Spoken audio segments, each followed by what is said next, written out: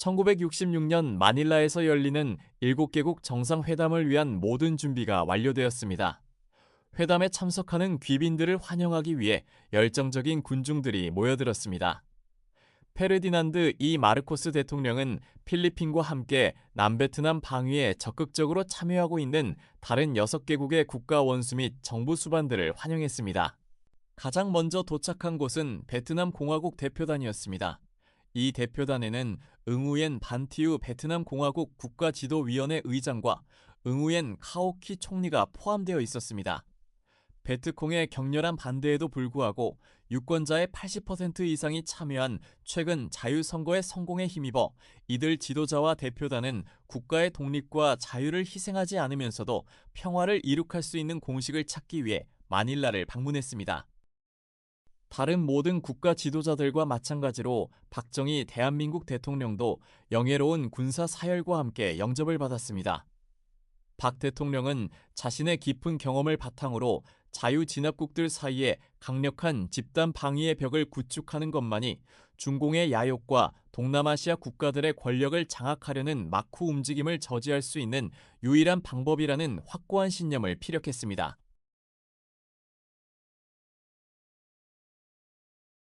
자유수호에 깊이 헌신하고 있는 또 다른 국가의 지도자인 린든 베인스 존슨 미국 대통령은 새롭게 부상하는 아시아에서 미국의 역할을 대등한 이웃이자 동반자로 보았습니다. 즉, 인류의 절반이 살아가고 있는 이 세계의 한 축에 평화와 질서, 그리고 발전을 가져다주는 파트너로 생각한 것입니다. Harold Holt, Prime Minister of Australia, by word, thought, and action, has long made it clear that Australia would continue to fight communist aggression, be it directed or disguised as a war of national liberation. These firm views are fully shared by Keith Holyoake, Prime Minister of New Zealand. It is his stated view that the Manila Conference offered a necessary and timely means for reviewing the many recently suggested ways in which Asian countries might get peace talks for Vietnam underway with Hanoi's participation. Prime Minister Tanom Kitikachorn headed the delegation from Thailand. His views reflected the carefully calculated position taken in the self-interest of the people of his nation. He recently stated, "As much as we would like to see a peaceful settlement of the difficulties, we can hardly be in favor of a peace that smacks of surrender to communist aggression or that wipes out the independence of a free nation." Enthusiastic crowds welcomed the delegations as they drove down scenic Rojas Boulevard to their summit quarters at the historic Manila Hotel.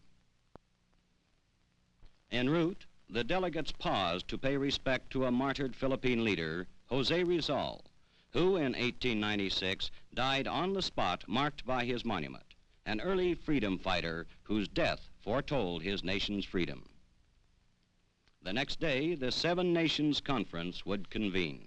The representatives of 7 nations met in the Congress to take what was termed by the president of the host nation a step toward a negotiated peace. Conspicuously missing from this lineup of leaders of nations involved in Vietnam were representatives of Hanoi and Peking. The leaders of the 7 other countries most directly involved in Vietnam were there with their advisors to talk of the possibilities of achieving the stability of peace in Southeast Asia. True, it takes 2 sides to talk peace. And here, once again, the efforts to end war in Vietnam were unmistakably one-sided. Prime Minister of Thailand, Tanom Kitikachorn, served as temporary chairman. Excellencies, ladies and gentlemen, it is a signal honor as representative from Thailand to have been chosen temporary chairman of this historic meeting. To the eldest, Prime Minister Holyoake of New Zealand, fell the privilege of nominating the permanent chairman. May I say how much we've appreciated the very warm welcome and the hospitality already extended to us. It is because of his capacity, his enthusiasm, and his imagination that I, on behalf of the other heads of government assembled here, have very great pleasure, and I count it an honor, to nominate President Ferdinand Marcos as chairman of this conference.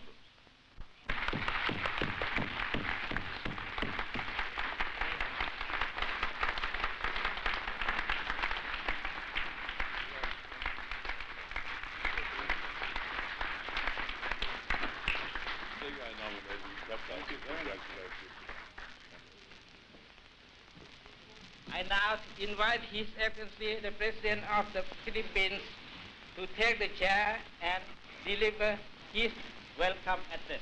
Thank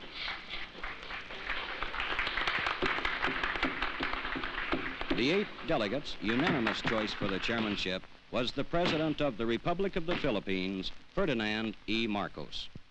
As chairman of the Manila Summit Conference of 1966, it is my pleasure to assume this position by the unanimous consent and approval of the members of this conference.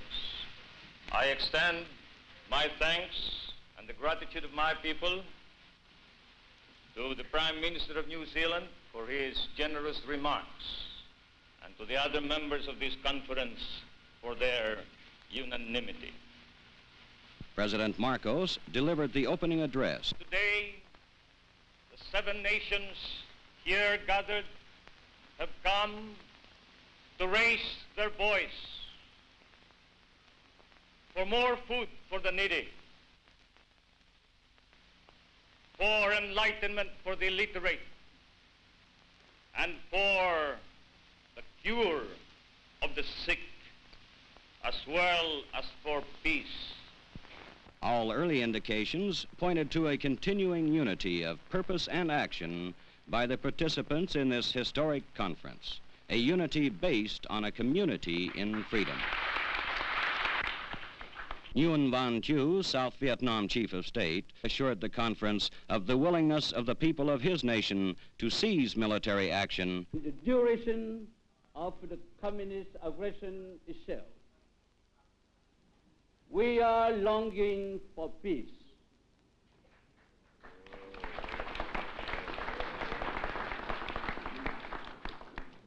We are longing for peace, and war and peace is in the hand of the aggressors. The Vietnamese delegation, Prime Minister Nguyen Cao Ky and myself, we are here to repeat that we nurture no love for war and entertain no desire of conquering or destroying any country or government. And so ended the first session of the 7 Nations Conference. The rest of the meetings were closed working sessions where problems would be defined and solutions sought. The closed meetings of the 2-day conference were held at Malacañang. The site of these closed conferences was the reception room of the presidential residence on the banks of the Pasig River. Friendly but serious discussions followed formal reports as top advisors from the 7 nations met with their opposite numbers to outline the form and substance of an understanding between friends and of a warning to enemies bent on continuing a deadly aggression. Their ladies explored the scenic wonders of the area of Taal volcano and the archaeological sites revealing Philippine history. The occasion would be preserved with a memorial plaque in Freedom Plaza.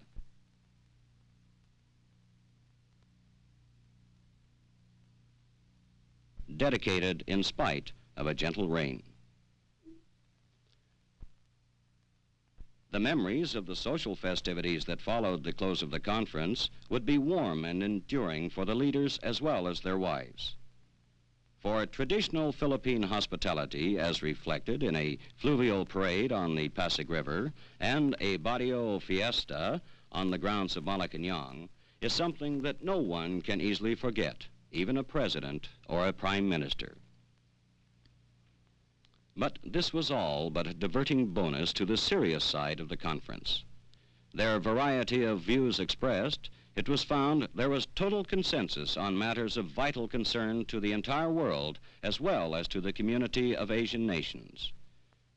Determination incorporated into a joint communique was signed by the chief delegate from each nation. It stated in part these goals of freedom. We, the 7 nations gathered in Manila, declare our unity, our resolve, and our purpose in seeking together the goals of freedom in Vietnam and in the Asian and Pacific areas. They are to be free from aggression, to conquer hunger, illiteracy, and disease, to build a region of security, order, and progress, to seek reconciliation and peace throughout Asia and the Pacific. These are the goals of freedom. Would these plans and hopes succeed? Only time can tell, for it takes 2 to talk peace. The offer of the reconciliation has been made.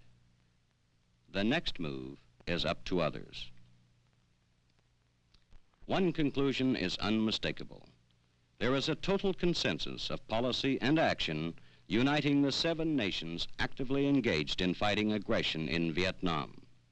Among the many who reported to the conference was General William C. Westmoreland of the United States Command in Vietnam.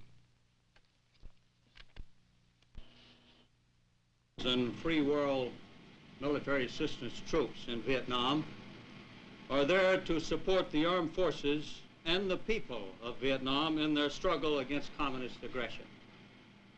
The commanders and troops of the several nations are working together in coordination and harmony that is unprecedented in history. Their successes on the battlefield attest to their morale, fighting spirit, and professionalism. But with our interest in this international effort, there may be a tendency to lose sight of the fact that the major burden of the war is still being borne by the armed forces of the Republic of Vietnam. The Vietnamese regular and paramilitary forces and police are fighting daily against the insurgent enemy and aggressors. They fight to provide security for their people and protection for installations so important to the life of a nation, any of which may be the next target for enemy attack or sabotage.